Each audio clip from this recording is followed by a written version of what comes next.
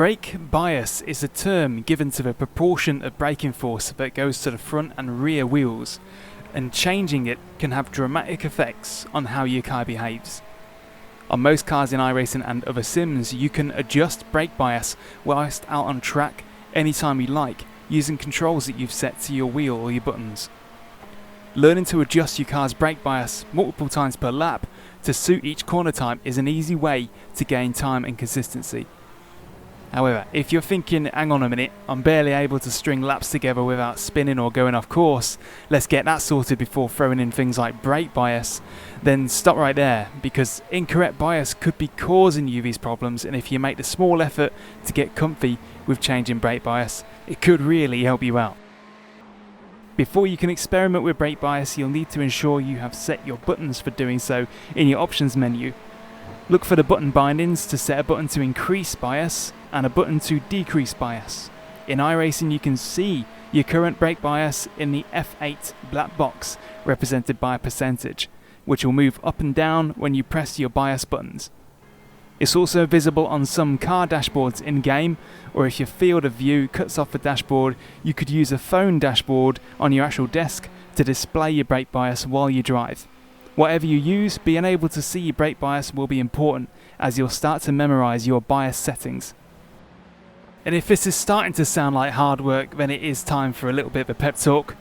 It's going to take a bit of concentration at first, but once you incorporate brake bias adjustments into every lap, you won't be able to live without it. Adjusting bias per corner is such a performance enhancing tool that Renault F1 got into trouble for doing it automatically without driver input. If I was to ban myself from touching brake bias for a whole race, I'd struggle to set the same consistency or times that I can with it. It's at your fingertips, so why not use it? Let's dive in. Put as simply as possible, adding brake bias makes the car easier to control when braking and turning, but also makes it more likely to lock a front wheel in a hard braking zone and run wide. Lowering brake bias gives the car more braking potential, particularly in a straight line, but is harder to control if you're trail braking into a corner and you may lose the back end. This means if you come up to a given corner and you lock the front wheels every time, try dialing the brake bias down a bit next time you go to that corner. And if you find a particular corner or complex tricky because the back end keeps coming around under braking, dial the brake bias up to help balance it out. Here's a track layout diagram of Monza. It's got a good variety of corner types. Turn 1 is a slow chicane that has a heavy straight line braking zone just going into it. The chicane it follows is similar, but the entry speed is lower and it's not quite as tight, so trail braking starts to come into play. Turn 4 and 5 are faster, longer turns that need trail braking in greater measure than the two chicanes before it. Turn 7 is a fast left-right-left chicane that needs a good entry. And the last turn, Parabolica, is a very fast, long corner with lots of trail braking. Monza is a great example of how brake bias can make life much easier when you start using it, as throughout the lap, Monza's corner styles seem to get faster and faster as the lap goes on. I recently did a few races on Monza in the 488 GTE, so I had enough time to figure out what my own brake bias settings were for the track, and here they are. So with a fair bit of practice, these are the values that I've decided upon using for my brake bias when I'm coming up to each section. The percentages themselves are not really important. What counts here is the change in percentage between each style of corner. If you compare the brake bias used for turn 1, which is 49%, that's vastly different from the brake bias that I select for the final turn, Parabolica, because they're two different styles of corners. And if I was to go into Parabolica with 49% brake bias, I'd find it really hard to keep the car under control. Half the time the back end would come around, and it only takes one incident in a lap's distance to really ruin a race. Whereas if I entered turn 1 with 53% brake bias instead of 49, I'd find the fronts lock up way too easy and it wouldn't be able to beat people in the braking zone into the first turn. So to demonstrate this all in practice, here's what it looks like. You can see the brake bias of the car at the top right hand corner. We're coming into turn 1 and I've already knocked the brake bias back to roughly 50%. It's not always bang on because you have to, twist your brake bias dials or press your buttons to get it right. And sometimes you've got a little bit too much to think about to get it bang on, but the target was 50% and we're near enough there. Coming up to the second chicane now, we want to knock it forward a little bit because the characteristics of the corner, while similar, it's a bit faster and you're not coming in quite as fast. So you want to be able to trail brake a little bit easier in this complex. Onto the first and second Lesmos, we knock the brake bias forward, otherwise the car can be pretty unsettled going into it.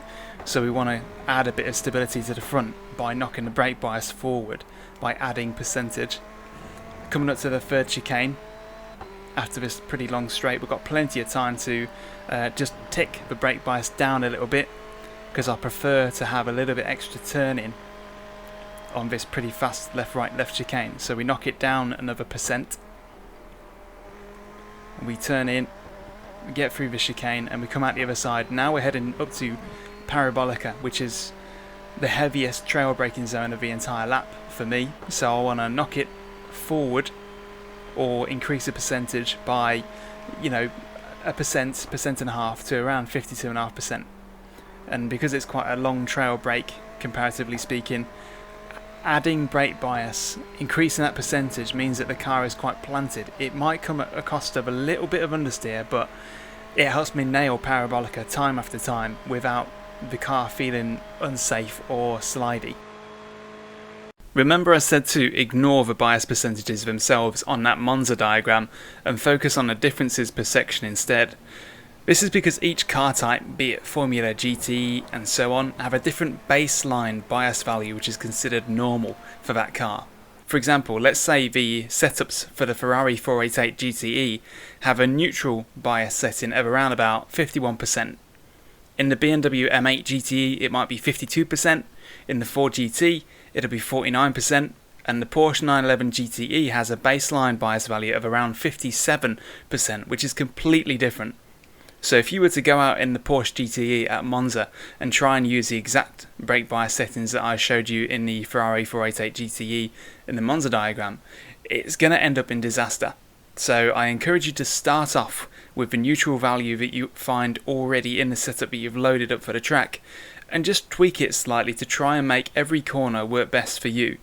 If you struggle to remember what brake bias you settle on for each section of a track, you could print out a track diagram and jot the values down so you have it for reference. Another useful thing to know to understand brake bias is that the percentage usually represents how much braking force gets sent to the front wheels.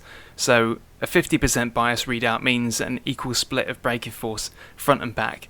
Whereas if it says 60%, that means you're sending 60% to the front, 40% to the back. Another neat little thing, some simulators might model the brake bias dial actually whizzing around as you make an adjustment, as seen here in iRacing. Lastly, don't feel obligated to restlessly fiddle with the brake bias all the time.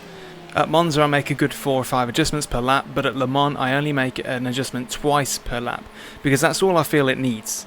You could decide to adjust bias just for one particularly tricky corner and then return it to the neutral position for the rest of the lap, and that's fine. You'll still be better off than if you didn't bother at all. And I'm making a big deal out of brake bias because I think it's important, especially if you're struggling to put laps together or you're finding particular sections of particular circuits really tricky. If you start using brake bias, you're not going to stop. I've been trying to mentor a mate of mine in iRacing, and I've been banging on about brake bias all the time, constantly dropping a hint, you know, add more brake bias for this corner, take more brake bias away for this heavy braking zone.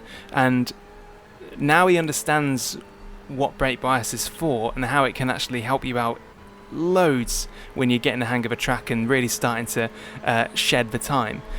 He's addicted, he's hooked on it. So if you are just starting out or you're just trying to find an extra tenth, don't ignore brake bias. Real racing drivers use it, and you can bet that the best people, the fastest sim racers especially, are not ignoring brake bias. So you should too. At the end of the day, if somebody said to you that you could take 2 or 3 tenths off of your best lap times by pressing a button in your steering wheel, you would take it, and that is what brake bias will give you over people who do not use it.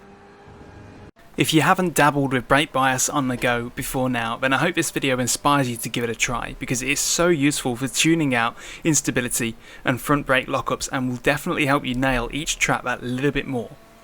Please subscribe and help us to get over 1,000 subscribers, and share this with anyone else you feel might benefit. Comment below if anything is unclear and I will respond, and leave feedback there if it helped you in any way. Thank you very much for watching.